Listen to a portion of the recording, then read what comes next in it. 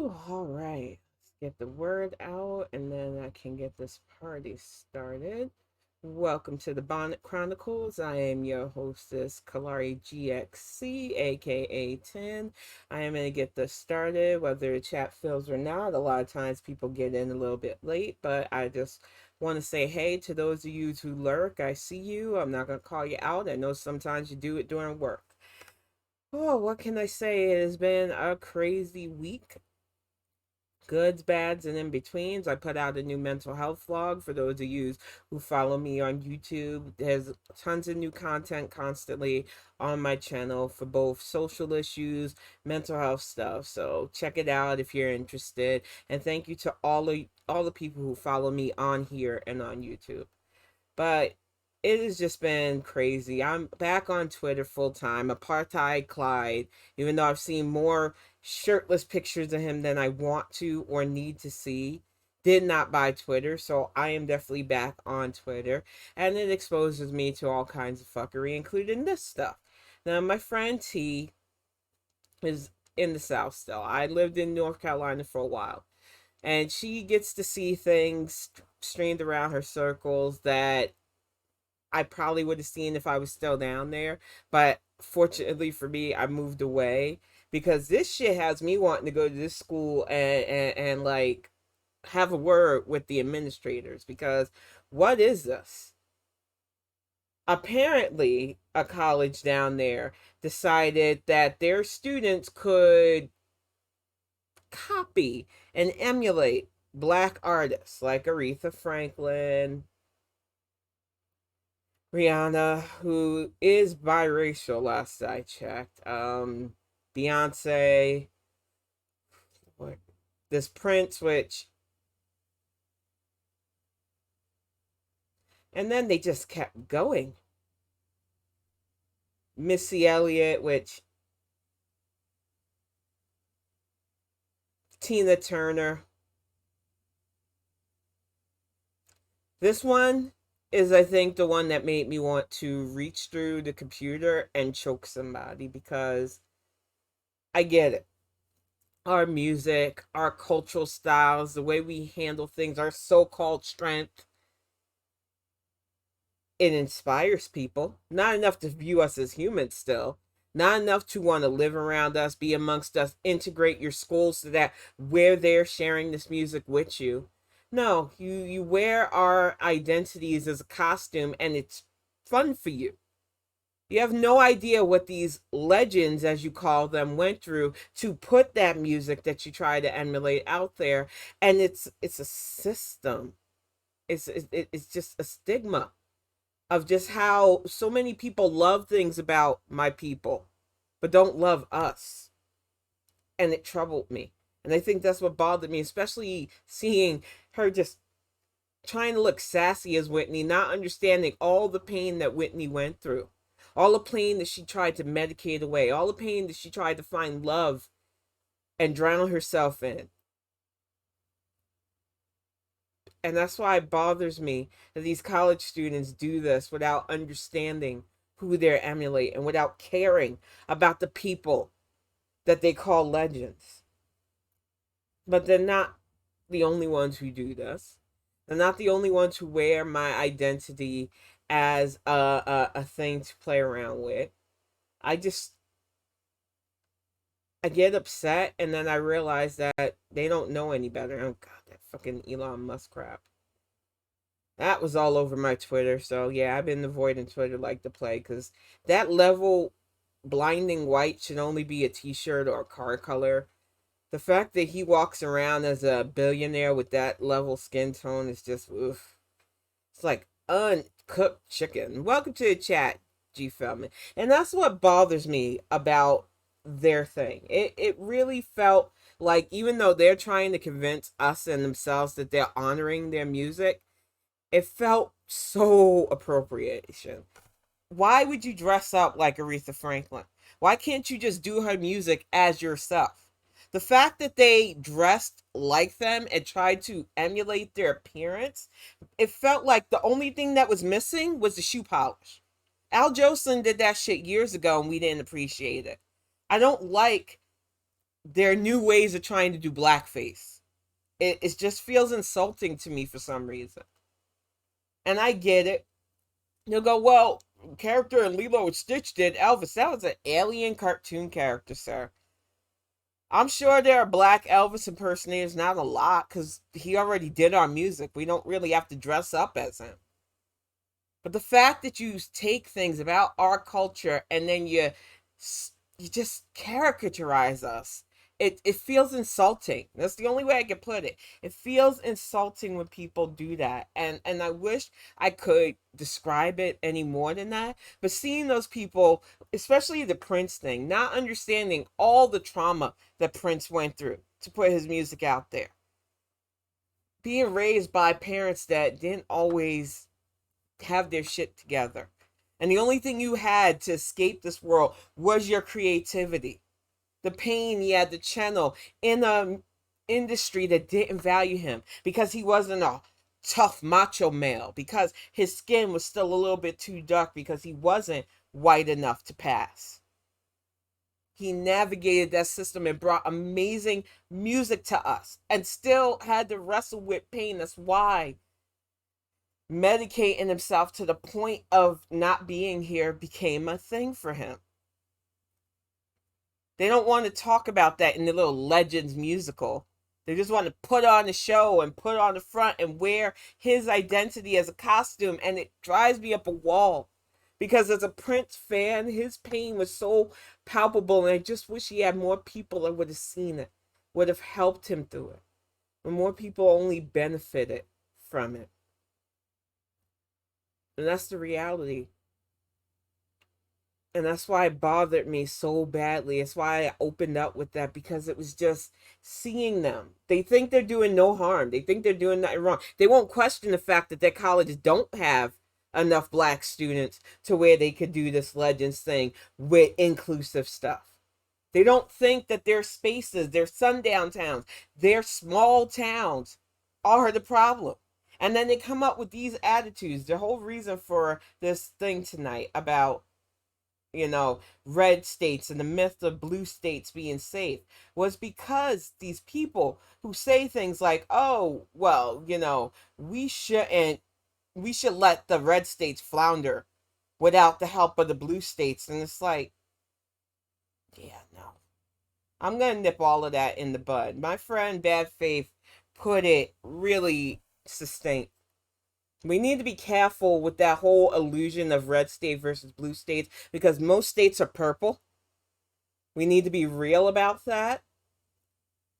The fact of the matter is, even in New York City, which I'm from, I am from the one borough that we all know about that's the trouble. Staten fucking Island, full of chuckleheads.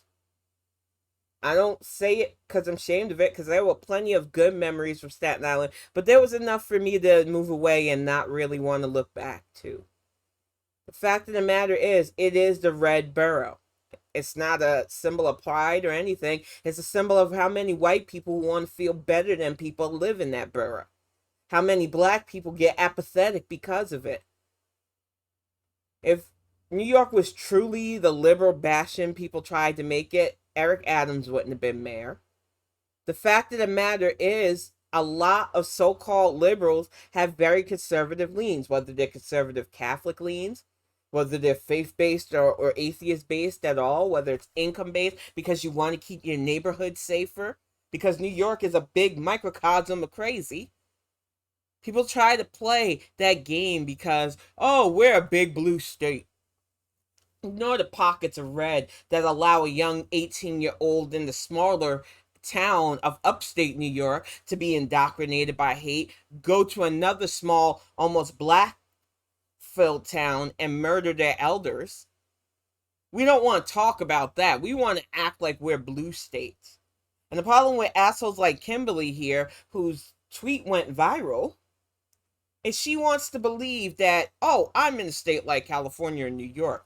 We shouldn't give funding to red states like Kansas or Kentucky and stuff and let them suffer, because apparently liberals don't live in those states. The attitude and ignorance is why we're here. The fact that you don't think beyond your doorstep is why we're here. The fact that we have Americans more proud to speak English, which is just our English is a microcosm of different languages. The fact that you don't want to learn different words or phrases when your language comes from a whole mesh of different words or phrases is not only insulting but trifling. But it's the lean and the ignorance, this neo serfdom, as I call it, that I'm going to break down in this hour, that I need to really pick apart so that people will stop being so selfish, walk the road of pragmatism so that we can get to a better place. This whole idea that, oh, we need to let the red state suffer. Would you want to suffer? Do you have any empathy at all for the people that live there? They don't have to look like you. They don't have to share your own ideology. But the moment you treat it like they deserve to suffer because you live in a so-called liberal paradise, ignoring that probably not even a few counties away, probably even next door to you, there's probably redder than dead people. Stop playing those games. It's ridiculous. The idea that some states aren't winnable. One of the things I constantly butt heads on in political Twitter is the whole idea that something's unwinnable. They always have an excuse for why we shouldn't waste time or funds or any excuse why something's unwinnable. And the only reason why it's unwinnable is because we continue to allow that to be in the narrative. Instead of taking the energy of saying, look, this is how many of we need to get out there. This is how many of you who swear use a blue wave resistance that we need all hands on deck getting those people to the polls or getting their ballots counted or letting them know how they can vote without putting themselves at risk. And instead, I fucking have to argue with people I thought knew better saying, oh, this is unwinnable. DNC should focus only on this. And it's like, we have justified our own self-inflicted trauma. I need people to start understanding politics like chess, because I think that is the only way I'm going to get through to people at this point. Exactly, G. Feldman. California is another one. I have family in California. My family, like every other big multi-ethnic family, comes with everything. We have Muslims, we have Jewish, we have Christians, we have atheists, we have pagans in our family. We have Christians. It is a microcosm of our country. Some have married in, some were just regular DNA sharers. But the thing is, we come with our own different sets of ideals. And to act like I don't have any conservative family would be a lie. I don't really talk to them much anymore, but I know they exist. The fact of the matter is, a lot of people think being conservative means you're pro-life, or being conservative means you're anti-government being in your business, or you want to protect what you have. It's that illusion of power. So I need people who claim to be Democrats to understand that politics is a game. And some of you are really sucky at playing this game. Some of you don't understand the ramifications and not participate in this game either. So maybe if I can get you on this mindset and stop with the whole, this isn't worth it, this is just a losing cause. Maybe if I can get some of you who swear online that you're a resistance, that you're a blue wave, that you're blue no matter who. Maybe if I can get you to understand your place and get you motivated, we can get to the better place. So that way, if you're just sitting around complaining, you have a legitimate reason for it and not being the cause of the complaint. Because everything we're currently losing, all of these right-wing strategies, and they are putting their strategies out there for us because they think, well, we've caused enough apathy and entitlement. They're not going to stop us, really. They might bitch and complain on Twitter, but they're not going to turn out and stop us from taking women's rights. They're not going to stop us from going after the LGBT. They're not going to stop us from putting loving as a state-by-state cases.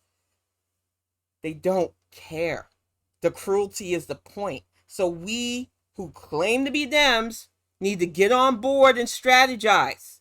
We need to start playing this game at a level that they cannot stop us. And it takes the white Democrats, the ones who are really loud, staging protests, getting your asses arrested, who have all that time and energy to do that shit to be the true resistance you think you are. And welcome to the chat, Fufe. I need you to understand that's real cutesy to be online, get your little hearts on Twitter and Facebook. But if you really want to make that difference, if you want to be that person that can brag to your kids and grandkids about what you've done for the resistance, you need to be the one organizing trips to the polls. We were organizing that 5 years ago, trying to get elders to vote. Phone banking, text banking, canvassing if you can safely, but understanding because of COVID that you need to protect yourself, because if you're not here to vote, that takes one person out of the equation that we can't afford to lose anyway. Motivating people around you to be more active, even if it's inch by inch. Organizing little groups. Some of you want pocket resistance for things that are already bad. I had to go toe to toe this weekend on utilizing the Underground Railroad because no, pump those brakes. If you're a white woman right now trying to compare having to help women get abortion care to the Underground Railroad, which was a way to get slaves off of slave lands, stop. We already have an organization called the Jane Project that actually helped women back when abortion was illegal. Utilize that, learn your history, and understand. But we need you to also channel that energy that you're already planning to help women get birth control and health care into getting people to the polls. Because if we can elect officials that see us as human, if we get elect officials that want to protect stuff like abortion choice, if we can get people who want to do the job in, you can sit back and complain about the little things that don't matter. But it really is a chess game. And some of you don't want to learn how to play chess. Some of you have fallen right into the pattern of being perfect little neo-serfs. Some people don't understand what serf life was about. The fact of the matter is humanity is broken up into so many different sects. And one of the sects are the people that just want to be here. They're just happy to be here. They don't think they have the ability to be strong enough to lead. They don't really feel like they can apply themselves to be smarter. So they gravitate, because it's all about gravitating towards power, towards somebody who seems more powerful, seems like a leader. It doesn't matter if that person really doesn't deserve. And then they elevate that person's family. That's why the monarchy has lasted this long. You can't even explain to me what fuck all they do or why it's still needed. But England will be damned if they let them go. Denmark will be damned if they let them go. So many nations still hold on to that monarchy face because it is a symbol of power. And humans gravitate towards symbol of power. And there are some humans that don't feel good enough or feel their place is only to be here to help elevate somebody else's power so that when they die, they get into some magical sky kingdom. It's crazy. I know I'm leaning with my sociopathy when I explain it. I'm trying to be understanding, but the patterns I see are very clear. Some people instantly gravitate towards power like a sponge. They can pull off either the charisma or speaking abilities to be leaders, and they become that. They build that power, whether it's through money, whether it's through business, whether it's through connections, and they come across as powerful beings. And they are surrounded by their good little serfs, working hard and toiling for this person because they hope that they get recognized. They hope that they get that pat on the head. This pattern ain't new. This pattern has been the human condition since almost the get-go. They set up schools to separate those who will be leaders versus those who will be supporters. And I don't say that to shit on those who think being the supportive role is a good thing, but know how you're being used. Life shouldn't be you toiling till you die. Life shouldn't be you not being able to express yourself or learn or educate yourself beyond yourself. But so many people fall into complacentness and use their useful tools. The GOP is full of them. I listen to people like Mayorie Taylor Greene especially. And she is a perfect example of somebody who was allowed power that she A isn't smart enough to wield, B don't really deserve, but that is the only vessel of the GOP now. People who are empty, devoid of wanting to learn, but can confidently spew misinformation. She doesn't care if she says things like gazpacho police instead of Gestapo. She doesn't know anything about the Holocaust really, except she would love to downplay it in one breath and then act like having to wear a mask is in the same vein. They are not operating on a good level, and they know it. But that is the GOP in a nutshell now. They don't have to worry about bad faith.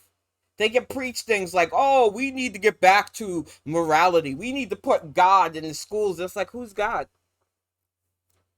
You do realize that we're a melting pot of different faiths, but they are determined to try to turn us into a Christian nation when most of them aren't Christian themselves. The problem with the whole red state versus blue state is that a lot of people who think they're red think they're good little Christians or good little whatever religion, and they are the worst of the worst.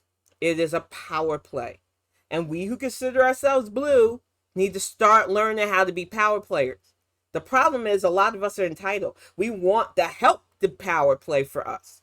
We want the help to deal with all the fallout. We want somebody else to do it. And it's because we don't have enough people willing to see the patterns and vote and organize and outdo these chuckleheads who they're going to fall in line no matter what. They have been full on indoctrinated to believe this is my place.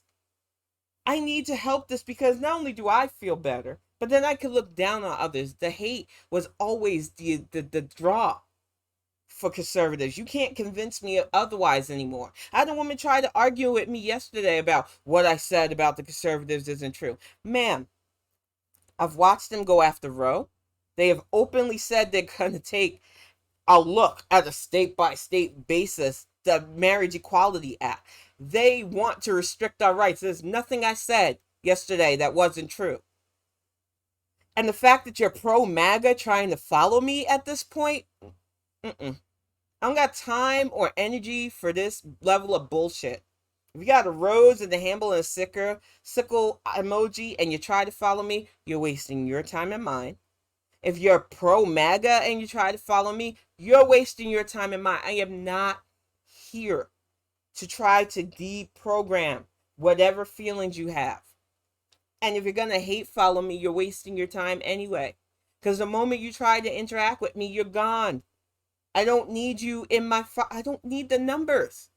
I know it's weird for Twitter to be like that because there are a lot of people who they've made their name. And I am grateful to the ones of you who have followed me that I try to interact with.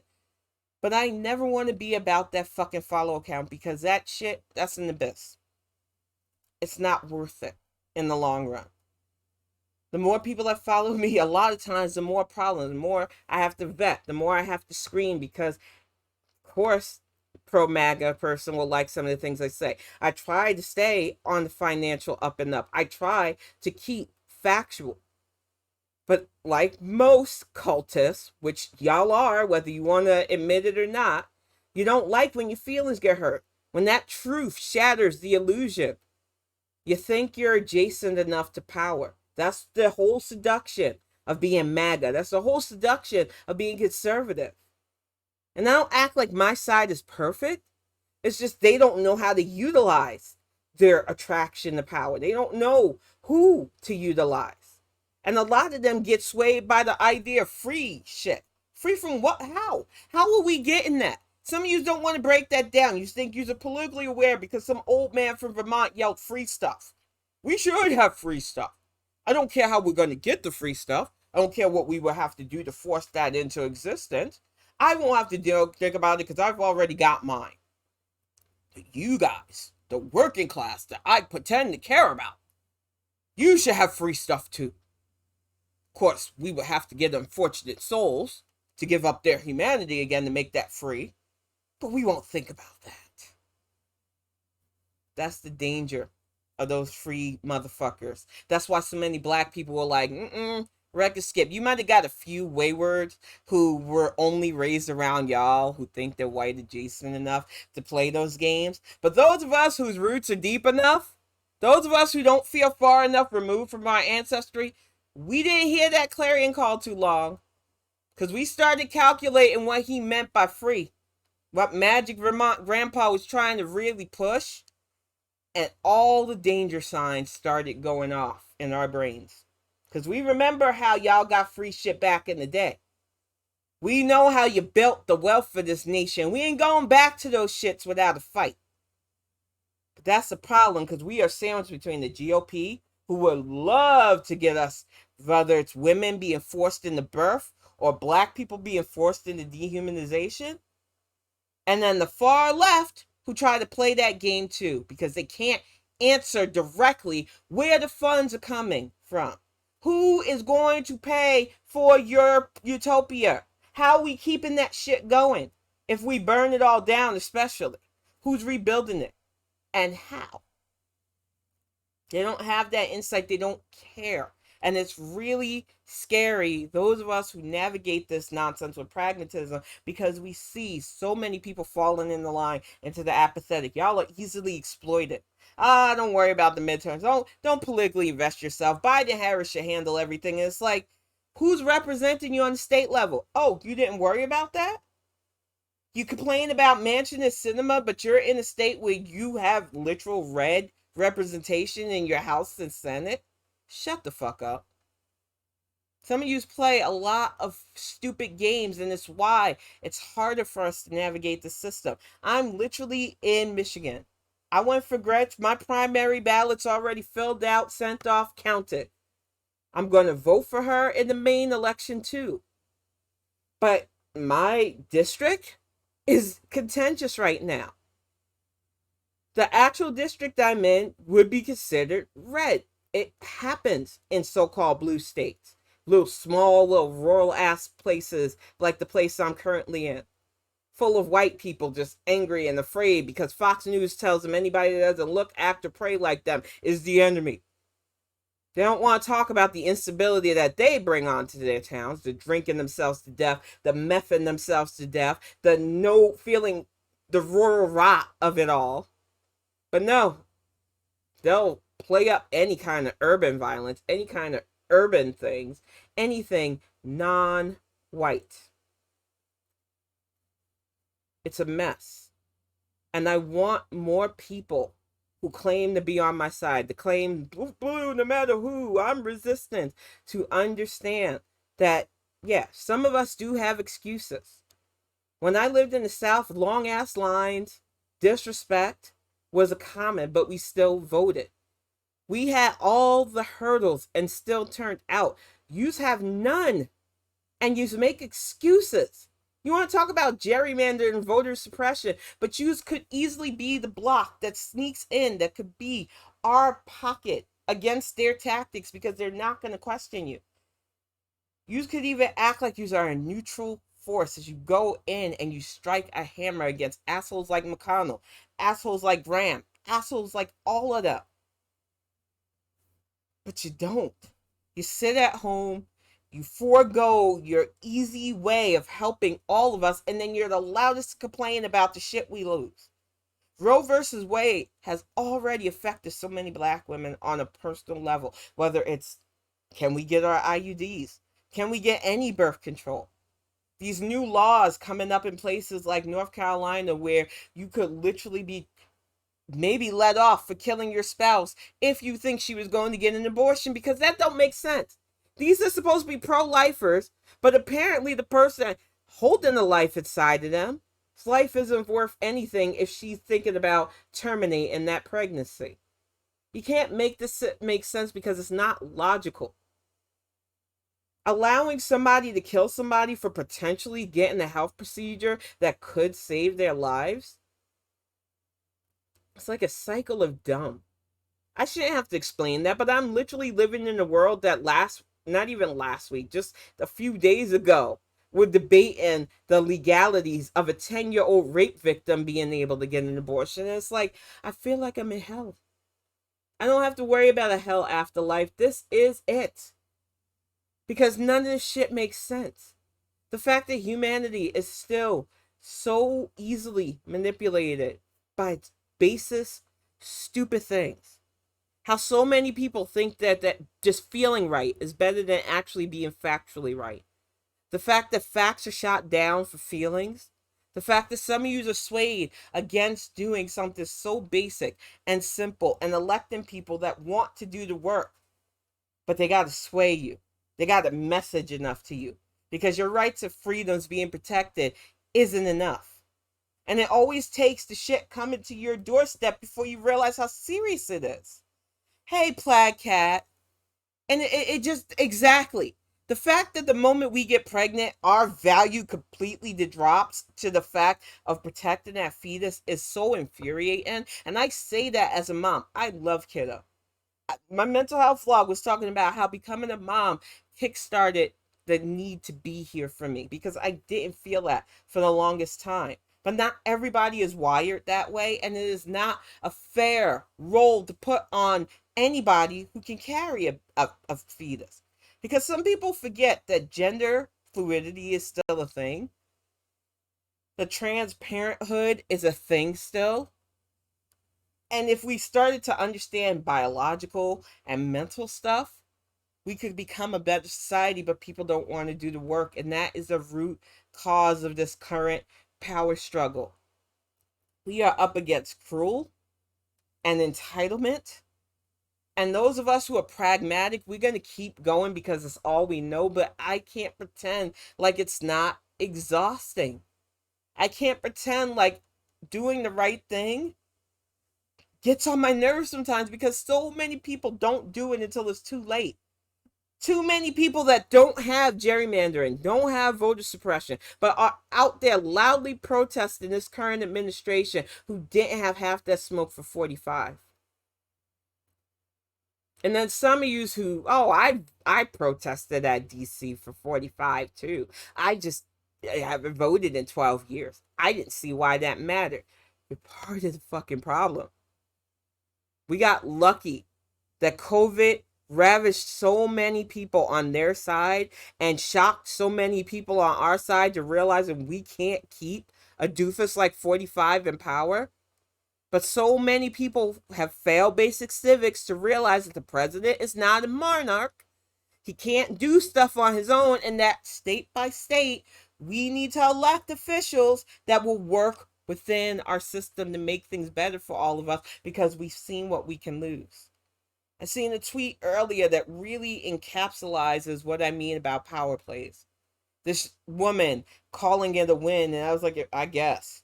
But apparently a GOP person that she works with says, I hate Beto, but I'm going to vote for him. Because this grid shit, and Roe, and Abbott's just not good for us anymore. And my brain goes, I know we got to take some wins. I know there are going to be some Republicans that this shit has been at their doorstep far too long. And it's just enough in their backyard to where they're going to elect a Dem to clean up the mess of the Republicans. But then they're going to wait for Beto to get Texas where it needs to be and elect another fucker like Abbott again because they're not saying they're going to change. They're not saying that the cruelty and the racism and the hatred that the GOP exude is enough for them to stop this. They're saying that they see the problem within their party. They'll get a Dem to clean it up, like we're doing with the Biden-Harris administration. But once they can, they'll set in like a good little foot soldier for fuckery and get the next Abbott or worse in to replace Beto. This is what I want y'all to look out for. Yeah, it's a win that Beto will possibly get this person's vote. I don't want to take from that because we need all of that strategy right now. We need less Abbotts. We need less DeSantis's. We need less Kemps. But we also need more Dems on board with getting Beto's, getting Abrams, keeping people like Governor Whitmer's, and beyond because we need a House and Senate that works for us too. But the problem with so many people in our country is they don't care until the bad is at their doorstep. They need messaging constantly. They want to bitch about every little thing, but they personally invest nothing of themselves in the process. And it's hard to get through to you guys until the bad happens. And it's getting tiring because the bad might impact you or inconvenience you a little bit. White women complaining about being stopped by police while they cross state lines. But the bad is a literal death sentence for black women. We already have high mother mortality rates.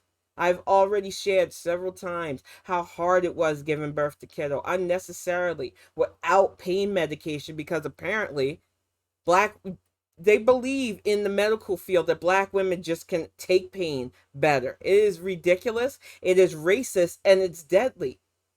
So many of us. There's a literal documentary on Hulu, Aftershock. I really recommend any of you looking to find out about the issue, please watch it. But the fact that we die trying to give life, trying to bring life into this world, isn't enough for these people to care. And I want people to start understanding the issue because we have to tackle it head on. You can't say you're pro-life, but you give up on the life holding the life. I'm tired of watching them legally devalue womanhood, legally devalue parenthood in a way to where us who have to carry that child to term are at risk. More risk than the so-called potential. People literally going to hospitals with pregnancies that aren't viable, having to weigh whether the doctor's even going to help them. Risking bleeding out because people are arguing whether or not it could be considered an abortion now. That is the reality of your apathy. That is why we're begging you. If you are putting BLM in your bio, if you care enough for that attention, imagine the attention you could get if you said, I am a part of the people who worked to get this to a better place. I formed groups. We organized. We got people to the polls. We got people in that did the thing. Why don't you seek that kind of clout? Why is it always the contrarian shit that you look for? You know, because there's so many out there like you. You know, because those are the people hearting your trees. Those are the people liking your trees. You are a collective bunch of people who are in our way. In the way of real progress. In the way of the social programs that you claim to want to be about. But you refuse to elect the people who would do the work to get it done. You'd rather get Magic Grandpa who yells a good game but has literal fucking mansions. Because it's all an illusion to you and you want to protect that illusion. And we've got to stop catering to that. You just want to be good little serfs, fine. But don't act like us calling you out is worse than what you're doing to us all. Some of you don't have the obstacles in doing your part to save democracy. But you just want to lament the obstacles that my people navigate around. We literally had Kemp try to put laws on the books again, passing out food and water at the long-ass voting lines that black people were standing in. Because they want us to break. They don't want us to feel any kind of comfort as we do our civic duty because they don't want us doing our civic duty. And you know what? Black women say, okay, bet. You want to restrict people from giving us, we'll just bring it to ourselves. I watched that lady. I loved her. She had her stadium chair. She had her drinks. She had snacks. She was ready. Because you're not going to stop black elders, especially, from exercising the right that you literally were hanging us from using. You're not going to stop us from doing our civic duties because we realize what's on the line. Despite the dusties who try to say, oh, it doesn't matter anyway. It doesn't matter if you vote. They're not going to, they ain't going to see you as people. It's not about that. It's about getting people in who will. And not some dusty brother who thinks, I'm going to align myself with the far left and get enough white people to vote me in. We seen you, Marcel. Didn't work out for you. Because you disrespected Jim Clyburn, which I need to really talk about because too many people want to disrespect elders like Jim Kleinberg. Oh, he's wealthy now. He's full of money. Jim Kleinberg still meets with his constituents and beyond. When I lived in the South, I knew about Jim Kleinberg because he never lost touch with the community. There's a reason why people still go to bat for him, and it's not just name recognition like some of these hoteps and broteps try to say. It is because you can talk to Senator Clyburn. He will reach out to you. He cares about his community because he is his community. He didn't lose himself in politics. He's trying to shape politics to see his people. And that's what scares hoteps and broteps, because people like Jim Clyburn ain't gonna get shook by you. You like to talk a big game on Twitter, talking about, oh, these people had me shook. You didn't even get 5% of the vote. Who you shaking? Nobody even knew your name, and then you tried to come up with the excuse that, oh, it was because I was listed as this. No, it was because you were talking that far left fuckery, and we ain't got time for you. Versus an elder who's had his boots to the ground long enough. He has to know how to navigate both his hometown stuff and the shit in DC. And for where I'm coming from, being a real pragmatist, not just one who plays one on Twitter, knowing how to navigate both white fragility and black fragility, because there are some out there, is a skill. And Jim Clyburn learned that skill early on. That is why he has been successful in his stuff. You just want to try to ding his ends that he earned in some of the toughest times of human history, in times where his humanity was not always a given. You want to ding his experience navigating y'all's fuckery constantly, because he gets through your selfish leans. Black people turn out for the real because we understand who has our best interest. We understand who wants true harm reduction, who understands that our issues can't be just simple sloganized. The some of us understand the duality of not trusting law enforcement, but needing law enforcement, because some of our people aren't always good to us either. Some of you don't understand the nuances because you've only lived a life of privilege. This problem, society didn't come to your doorstep at first, but now they're coming to your parade, shooting them up. They're coming to your schools, destroying stuff. The destruction is coming to your doorstep, and it didn't have to be. And if you want stuff to stop or stop it from getting worse, you have to put your personal investment in. I want more supposed Dems to be able to brag that you not only did the right thing, but you went beyond. You stepped outside that comfort zone and you helped organize, you helped motivate, you stopped with the whole notion of, I don't have to worry about this because I don't live there. I want to connect to Dems everywhere and help them and organize with them and use that energy that I use to call the manager when my latte isn't done right. Use it to call the manager when something isn't in stock that you promised me. All that angry energy and control for power you could be utilizing to help us get to a better place. Funds that you throw into some podcast, bro, that tells you, I need to speculate about 2024. I'm not going to tell you about the midterms. I'm not going to tell you about your state elections. I'm going to speculate about 2 years from now and disrespect the current president and VP with some ageist and sexist and misogynistic leans. I'm going to act like I'm on your side because I say I'm on your side, but I'm going to do everything to disrupt the process. That is who you're pumping energy into. You got to stop. Anybody who's speculating about 2024 right now cannot be trusted. Because we got midterms now. We've got voting that you need to be focused on right here and now. And that should be the only voices, if you need voices to tell you what to do, that you should be listening to. What is your plan for the midterms? Who is representing you on a state and local level? Because it fucking matters.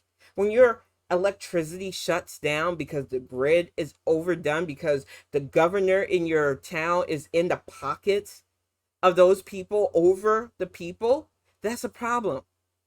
And the president can only do so much to fix it. If your state legislators are shitty, your state's going to be shitty.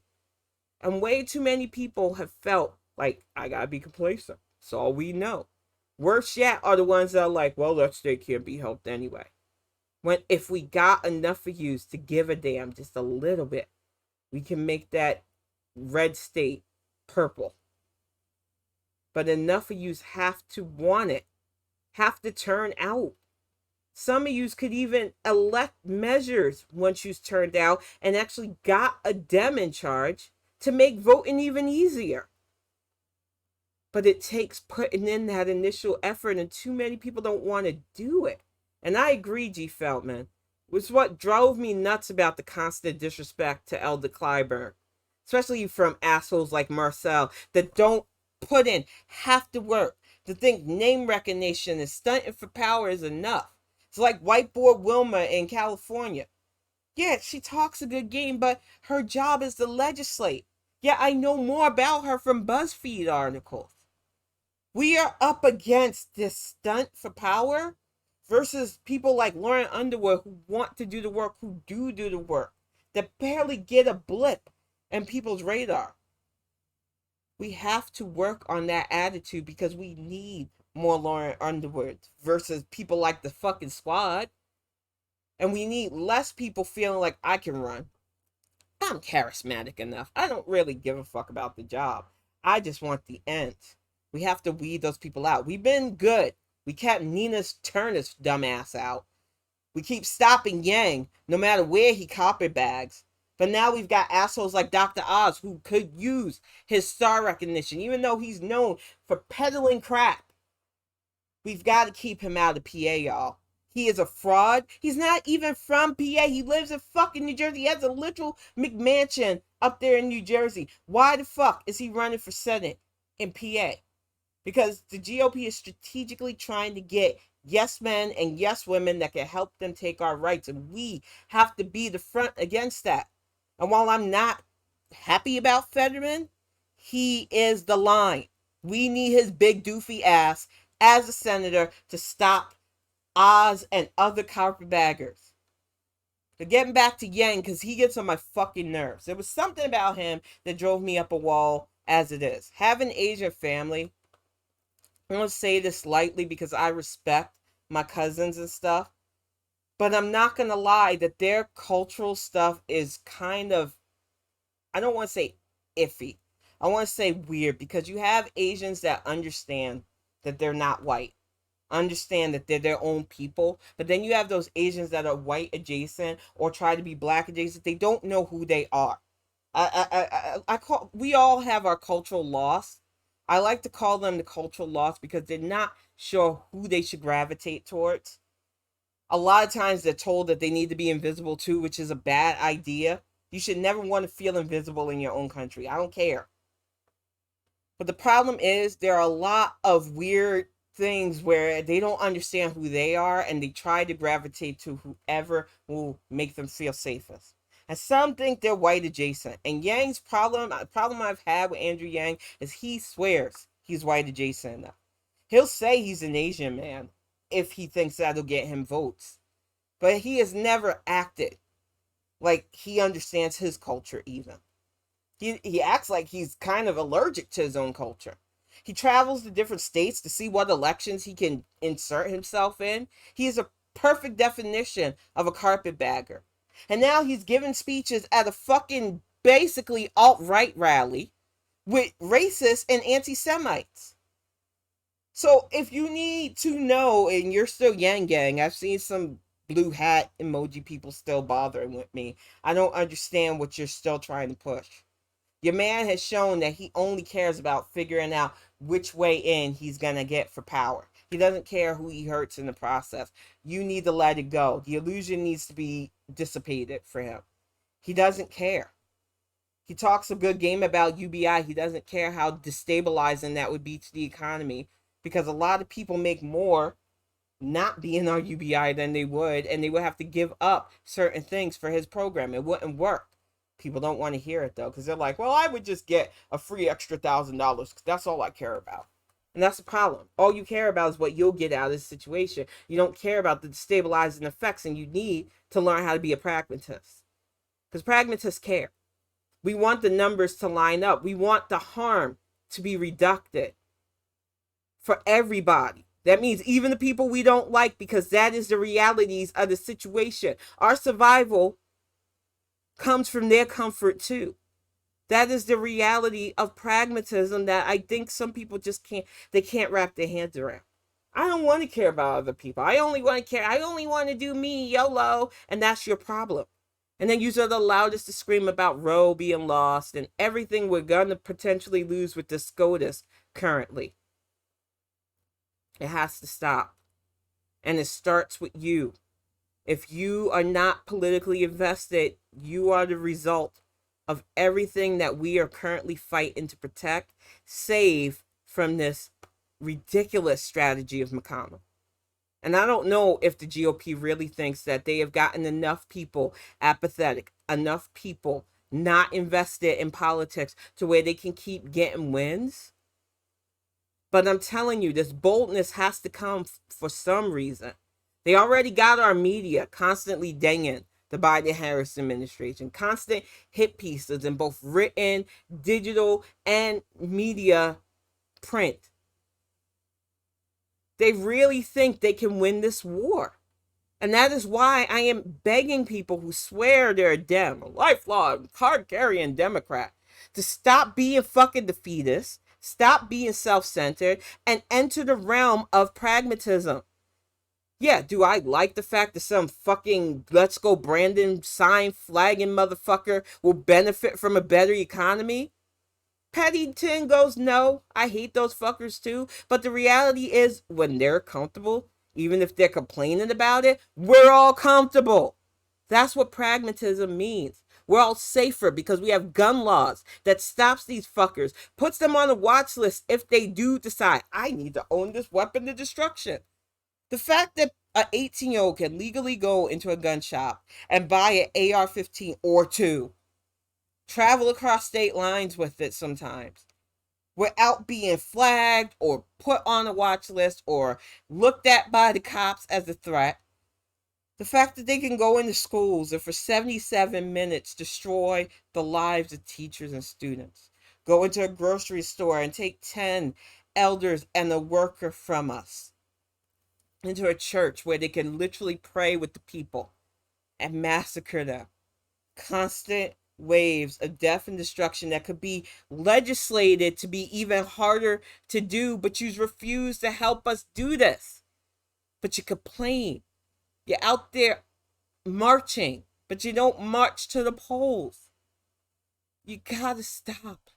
Because a lot of our issues are full on self-inflicted. A lot of our issues are brought on by apathy and entitlement. And if you claim to be a Dem, but your voting report card is spotty, or at worst, sometime, you can't sit with me. And I'm not saying that to sound elitist. I'm saying that because it's for my protection at this point.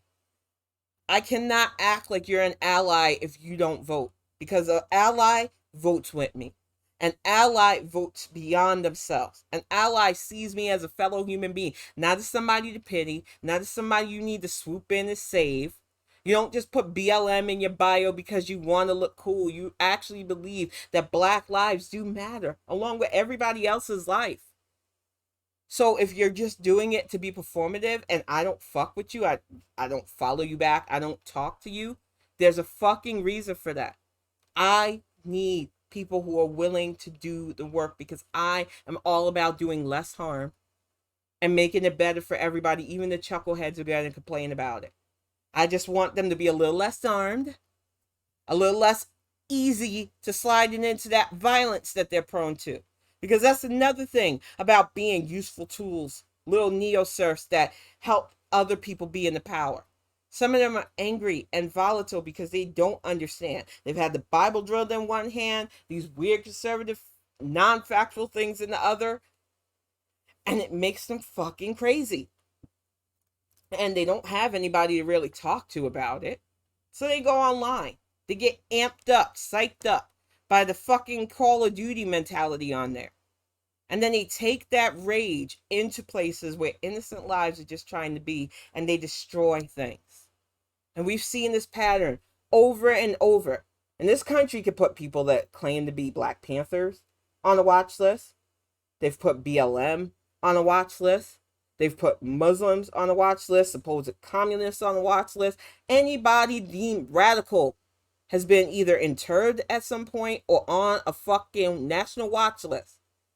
These radicalized Christo fascists, nothing. And that's why so many people work hard to protect the status quo.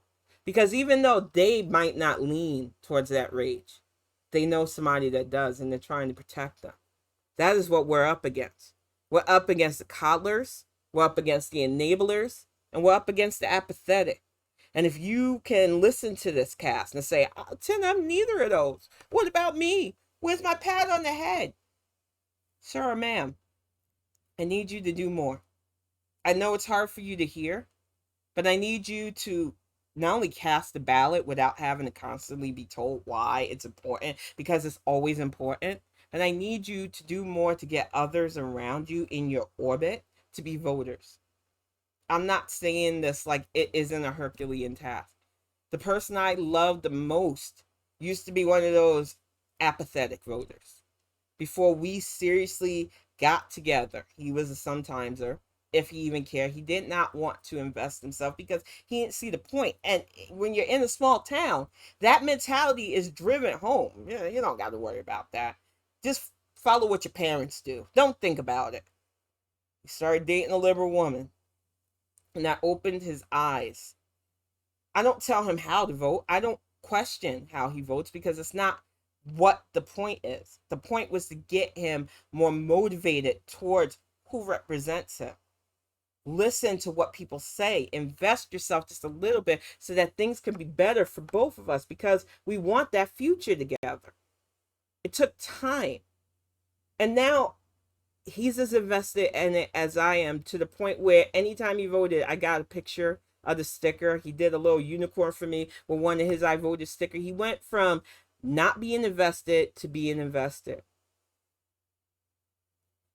I don't say that for my own pride. I say that because I realized the necessity of this. And he's far from the only person in my orbit that sometimes has to be reminded. If that is you, that's what I need you to do. I need you to get on your friends, because anybody that calls themselves my friends, vote. Point blank, period. And if you don't, we're not friends like you think we are, because you're a time waster and you're a harm bringer as far as I'm concerned. If your orbit is full of the politically apathetic, you need to weigh whether that orbit is worth being in anymore, especially if you claim to be on the right side. If you're one of these, especially white women of late, that like to jump into black women's thread and say, how dare you talk about the 55%? I feel targeted. It's like, ma'am, you claim to be somebody who votes. You claim to be on the right side. Why aren't you mad at the 55% that isn't doing the right thing? Why are you on my black ass for talking about the issue? It's suspect at this point. It's suspect that you get more upset at us who talk and pinpoint the problem versus the problem itself. You should be mad at the 55% if you're not a part of that number. You should be mad at people like me who continuously try to do the right things, continuously vote, because we know it goes beyond us. But it's because so many of you, even though you claim to be a part of the 43, sometimes you sit home. Sometimes you don't go out. Sometimes that ballot just doesn't seem worth it. They didn't speak to you. I didn't really want to look up. I didn't know. I know more about my TV shows than I know about who's running. I don't invest myself, so I don't want to think about it. And it's because you don't want to think about it, we're in this current predicament. And if you want that to change, you have to work on yourself, and you have to work on the people around you. And I'm not saying be in their face, because the one thing I've learned from anything, especially social media, people don't like being told what to do. Lead by example. You will get people. I am always surrounded by people who are curious about what I'm doing. Lead by example. Talk to people. If you see a person's defense going up because you're being too judgmental, calm it down. Any friend, you should know, if you call somebody a friend, their personality, if they're truly a friend, you should know a way to talk to them about this stuff. You should have ways to open up and truly dialogue about this, because it's important. It's exactly, G-Fub. I swear, I don't know if it's a New York thing or what, but I've always felt like friends were just an extension of my family. That's how I've always treated anybody I called friends. And if I could talk to my family anyway, I'm definitely going to talk to my friends anyway. So if you have friends that want to be politically apathetic, you need to treat them the way you would treat family that get on your nerves. Some of you are always in my threads when I'm talking about getting rid of toxic family members, how you did the same thing. But you'll hold on to a friend that is not only a waste of time, but bad for you. Y'all need to learn how to let that shit go if they're not willing to hear you out. They're willing to put your humanity at risk with their ideology. What are you holding on to? There is no relationship worth eroding your humanity for. You will never convince me of that. Some of us have to learn that lesson the hard way. Some of us have to take a lot of unnecessary self inflicted pain because you just want to feel a part of something. But if that being a part of something means losing yourself, is it really worth it? I'm gonna get ready to wrap it up, y'all. And I thank you so much for sitting in this hour of this. And I will definitely be back on Friday with another one of these. I just want people to think though. That's why I started doing this extra day.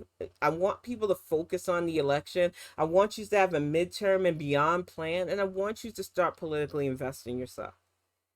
It starts slow. When I got interested in politics, it was after Gore's ridiculous loss. That shit shouldn't have happened. It opened my eyes to why it matters. And it shouldn't take bad, but if it does, I hope that all this current bad really starts to open people's eyes to your power. Because some of you willingly give your power up by doing nothing.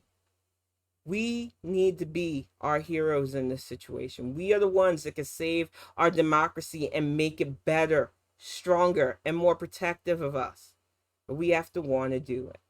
But I will definitely be back on Friday. It is burning up hot here. I'm going to try to get some dinner made, try to relax with the family. I hope that you all have a good evening, G. Feldman, Full Faye. Thank you, everybody who sits in on these Bonnet Chronicles.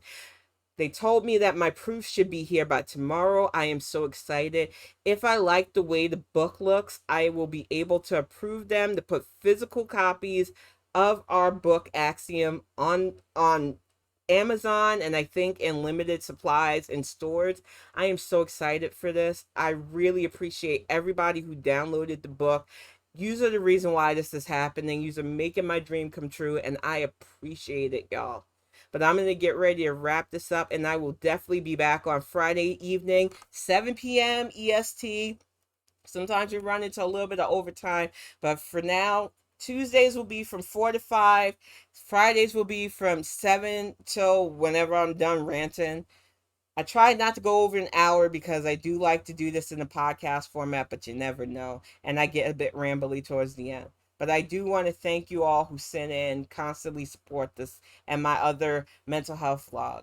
But I'm going to go because it's getting very sweaty. I'm starting to feel like a pastor in a tent in August. And I'm tired. So I'm going to go make food for the family. And I will be back on Friday night. See y'all.